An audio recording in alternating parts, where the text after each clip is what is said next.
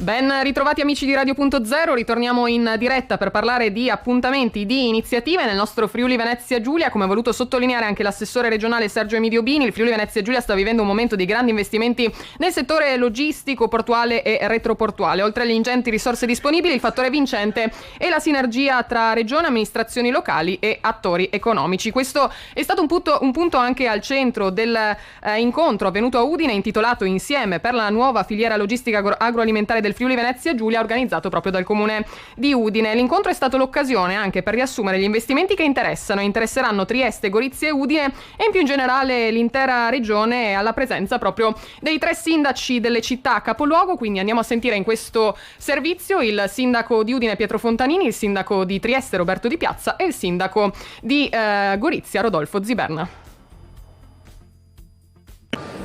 Siamo venuti a Udine perché stiamo lavorando per spostare il mercato ortofrutticolo e ovviamente il mercato del pesce a Prosecco, e naturalmente c'è una sinergia anche con Udine e con Gorizia. Insieme possiamo lavorare, insieme abbiamo portato a casa molte risorse anche col PNR, insieme con Zeno D'Agostino domani vanno a Berlino a presentare il tutto e sono molto soddisfatto, anche perché io ho bisogno di quelle aree per creare per la mia città. Abbiamo scaricato 500.000 turisti, ne saranno 750.000, quest'anno devo assolutamente pulire le rive e fare i 2 mega parcheggi, uno dove c'è il mercato ortofrutticolo attuale.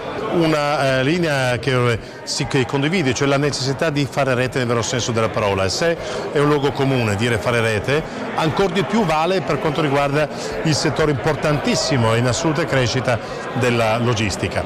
Gorizia, come ho ricordato prima, ai noi era famosa in Italia per essere la cosiddetta soglia d'Italia, ma nel caso in cui in quei decenni di guerra fredda l'Italia temeva che ci potesse essere comunque un'invasione da parte del blocco dell'est nei nostri confronti, blocco militare. Essere perciò un retroporto di Trieste, un retroporto di Monfalcone, con una SDAG, che è la società partecipata totalmente dal comune di Gorizia, che assicura soprattutto nel settore agroalimentare una linea del freddo che va da meno 25 gradi fino alla temperatura ambiente, con tutto ciò che la logistica impone, dalle etichettature, i controlli sanitari, c'è di tutto, IVA, dogana, c'è qualunque cosa di cui un produttore ha la necessità nel trasferire le proprie merci da un luogo all'altro.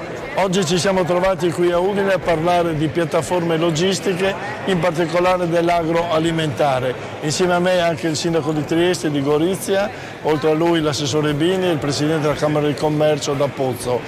È una sinergia importante quella che proponiamo, perché la nostra regione ha tante belle strutture che possono diventare dei volani fondamentali sia per l'economia locale ma anche per i commerci internazionali. Ecco perché abbiamo presentato con orgoglio gli investimenti che sono in cantiere per migliorare le strutture, la logistica e tutto quanto riguarda in pratica il commercio internazionale. Penso un bel risultato e soprattutto un messaggio di ottimismo nei confronti degli operatori per essere protagonisti nel mercato internazionale.